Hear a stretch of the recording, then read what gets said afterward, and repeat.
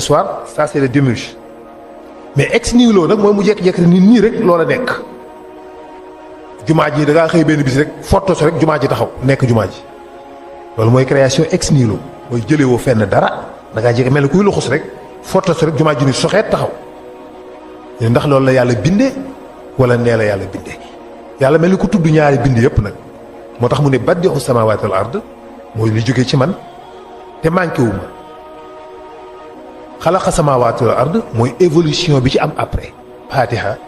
te sa fatiha dara manqué wu ci jàngal nga téeméeri minute fatiha xëy na te sa fatiha dara jógu ci kon mën ngaa produire te doo manqué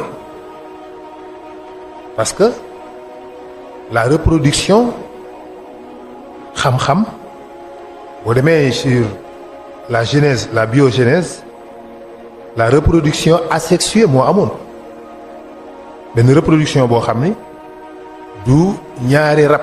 dañuy sëy pour am doom mais yàlla doon def benn division cellulaire rek benn cellule mooy jékki-jékki rek teqali ko rek doon ñaari nag dañuy identique amul beneen bu góor wala bu jigéen bu mu sëyal pour mën a am beneen mais dafa jékki-jékki rek divisé wu rek nekk ñaar comme zygote ni muy def zygote day maanaam fécondation après fécondation zygote bi day jékki-jékki divisé wu nekk 4 6 16 32 di yokk mais moom am na fu muy jëlee dara pour mën a defar pour mën a multiplier donc création bi yàlla créé nag univers bi mu ne badi'u samaawaati wal ard mooy la création ex nihilo loolu mooy kun bi mu ko waxee rek ci la atome boobu taxaw atome bu ndaw boobu ñu cëpp taxaw tuuti ba toll ni catu puso diis ba peser ay milliards yi tonnes tàng ba egg ci ay milliards yi degré léegi nag mu des xalaqa samaawaati wal ard évolution bi mais atome bu ndaw boobu dafa nekk ñu gis ko muy refroidiraat Planck nee na atome bi dafa naroon a fayaat alam bi du am parce que dafa am lu manqué woon ci biir dafa am lu ca manqué parce que la nekkoon ci biir atome ba c'est les bosons de Jauge ay bosons la wala li ñuy wax champ de Higgs après moo apparaître il y avait ce qu'on appelle les bosons de Jauge les bosons de Jauge amuñu masse bu ñu entrer là en collision dañuy annihilé wu maanaam dañuy disparaître totalement sans laisser de trace duñu bàyyi trace day mel ni la matière ak l'antimatière noonu la ñuy mel la matière ak l'antimatière sax dinañ bàyyi benn résidu dinañ bàyyi benn chaleur benn énergie mais kii besoin de Higgs yi nag ñoom bu ñu entrer en collision je veux dire les bosons de Jauge ñoom duñu bàyyi résidu duñu bàyyi dara kon bu ko defee alam bi da doon fayaat àddina bi du am yàlla jékki-jékki injecté ci benn lumière benn cañeer loolu ñuy wax boson de Higgs parce que Higgs moo ni leen am na beneen troisième particule bu ñëw boo xam ni moo tax moo permettre les bosons de Jauge ñu mën a am masse ba bu ñu entrer en collision bàyyi un résidu de quark ci seen accélérateur de particules bi nekk en Suisse nga xam ni 27 kilomètres la de rayon fa la ñu entrer en collision les particules ba gis particule boobu génn ñu gis ko ñu tuddee ko Higgs mi ko waxoon moo tax ñu naan boson de Higgs mais am na ci ñoom ñoo xam ne dañ naan la particule de Dieu noonu lañ koy tuddee particule bu yàlla parce que duñ ko ci dugal duñ ci dugal la un moment dañoo dikk rek dugal ko ci biir la ko ca def loolu la ci bëgg te loolu subhanahu wa taala la waaye lañ ca dugal leeru Seydina Muhammad la ndax di nga dégg góor ga Seydi Hadji Malick di wax la law lam yalux fii fadail kawni bu du woon ak dugal gi ñu dugal ci kawnu bi leeru Seydina Muhammad nee na kon univers bi yëpp dafay dellu ci lëndëm effectivement dafa doon delluwaat ci lëndëm nar a fay moo tax kon particule boobu particule de Dieu la bi mu ñëwee nag moom moo permettre les bosons de Jauge ñu am masse ci ni yàlla bindee univers bi laa lay wax bu ñu entrer en collision dañuy bàyyi un résidu de quark quark baat bi mu ngi jóge ci benn écrivain danois moo ko tuddee le mot quark ce qui veut dire résidu quark yooyu nag ñooy lié à 3 pour former les protons quark yooyu ñooy taqaloo par ñett pour former ay protons yeneen quark yi gën a woyof former ce qu'on appelle les électrons lu lañuy wax des quarks lourds ak les quarks charmés mooy les quarks les plus lourds ñoo former les protons quarks yi gën a oyof former les électrons léegi benn proton boobu mooy capter benn électron bi di tourner autour du proton bi mu nekk benn atome nekk l'atome d'hydrogène kon léegi yàlla mi ngi commencé liggéey bi créé na premier atome muy l'atome primitif nekk benn atome hydrogène bi ñu toogee 300 000 ans ci la am nag ay nuages de gaz d'hydrogène yu bare boobu univers bi yaaweeku na ba rëy na rëy goo xam ni kenn mënut la xam nu mu toll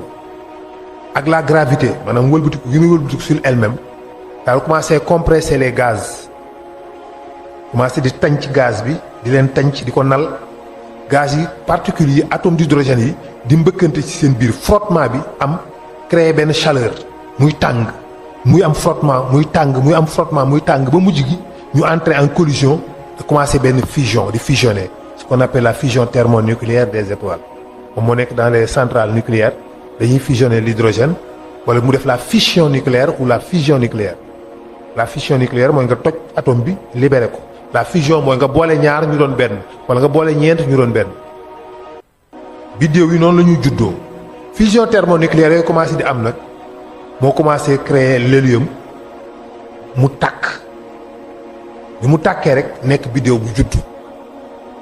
mu commencé nag benn fusion thermonucléaire ci noyau biddéew boobu fusion boobu di def fusion après fusion léegi matière la yàlla bëgg a créer la matière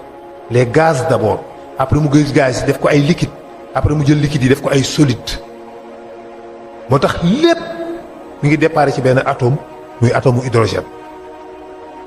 yàlla du jël fee lee pour defar dara benn kii boobu rek yor moom lay wëlbati lu mu bëgg a defar ci la koy def hydrogène bi la fusionné ñeenti hydrogène la boole am hélium moo tax ñu wax l'hélium 4 mu fusionné waat l'hélium bi puis dérive le carbone 12 le carbone 13 le carbone 14 c'est-à-dire fusion noyau atome yi nombre de protons ya fa nekk c'est ce qu'on appelle la masse atomique le nombre atomique et la masse atomique le nombre atomique mooy nombre de protons ci noyau atome bi la masse atomique mooy ensemble bi yépp électrons yi ak protons yi nga xam ñoo ciy gravité barakallahu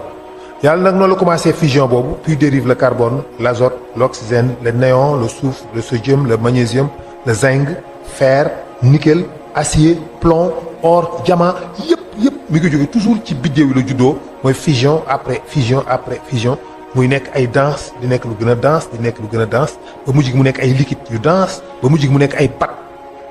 nekk léegi métaux yi léegi nekk na ay métaux nekk na ay weñ yoo xam ne mais à l'état liquide léegi lépp nga fa nag zinc nga fa acier nga fa fer nga fa nickel nga fa moom moo dem ba mujj yàgg gaz bi ko ëmboon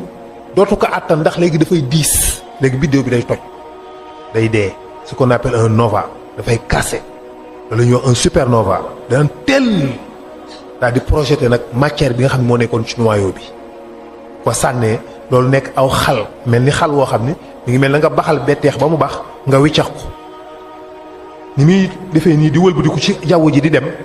noonu la gaz yooyu morceaux yooyu di wëlbatiku ci jaww ji di dem léegi nag par agglomération poussière yi muy tourner di ko ci lëmas ci kawam di ko lëmas la benn xal bi di dem di lëmas ba mu jig mu nekk proton planète ba si ak mu nekk planète nekk suuf si ñu dund tey beneen am ci benn boo xam ni moo gën a rëy boobu moom di lëmas gaz yi parce que force attraction gravitationnelle am permettre na ko mu xëccee gaz taf ko ci boppam tàkk nekk jant bi nekk biddéew bi nekkaat beneen biddéew bu bees bi moo tax biddéew bu dee dafay juddul yeneen biddéew mais seulement dafay durer des millions voire des milliards d'années pour que benn biddéew dee pour que benn biddéew judd ndax objet céleste yi ñu gis li ñu jàpp ni alam bi am na ko ci at mooy 15 milliards d'années 15 milliards at bi alam bi ko yàlla defaree ak léegi moom lañ jàpp ni moom la am ndax objet yi ñu gis galaxie yi gën a lointain ñu ngi nekk à 15 milliards d'années lumière ñu ne kon comme yële ñoo nekk à l'extrémité bi ñuy nekk fii boobaak léegi ça fait 15 milliards d'années kon alam bi am na 15 milliards at waaye sunu jant bii ñu dëkk dund ñun ak sunu suuf si ñu dëkk ñoom mi ngi am 4 milliards d'années 600 millions ñoom ñaar ñoo juddoondoo moo tax ñun suuf si yàggut alam bi nekk na fi 10 milliards at te suuf si ñu dëkk amagul jant bii tim ñu di tàkk existé gul waaye biddéew yi ñu ngi ci asamaan si parce que biddéew yëpp ay jant la jant yëpp ay biddéew la biddéew yi ngay gis jant la rek waaye ñun suñu jant bi biddéew la mais biddéew bu ndaw la dañ koy gis nii yëpp biddéew bu ndaw la te moo ëpp suuf si 1 million de fois jant bi moo ëpp suuf si 1 million de fois te am na biddéew yu ëpp jant bi 1 milliard de fois les quasars mais immensité yi distance yi mu nekk distance yoo xamante ni si xelum doomu aadama mënu ko tudd parce que dañ dem ba scientifique yi foofu mënatuñoo utiliser terme kilomètre naan diggante fii ak biddéew bële nangami kilomètre la boo ko bëggee tudd doo am ay baat yu koy tudd parce que kon dama naan la 1000 milliards de milliards de milliards de milliards de milliards de kilomètres la loolu kenn xamul lu mu doon moo tax ñu indi puissance les puissances kenn comprendre ko kenn xamul lan la 10 puissance 25 mooy nga bind 10 teg dolli ci 25 0 loolu noo koy lii rek kenn dafa xam lu mu doon kenn xamu ko ñu indi nag année lumière mooy tane année lumière mooy ngay déplacé wu 300 000 kilomètres par seconde pendant 1 an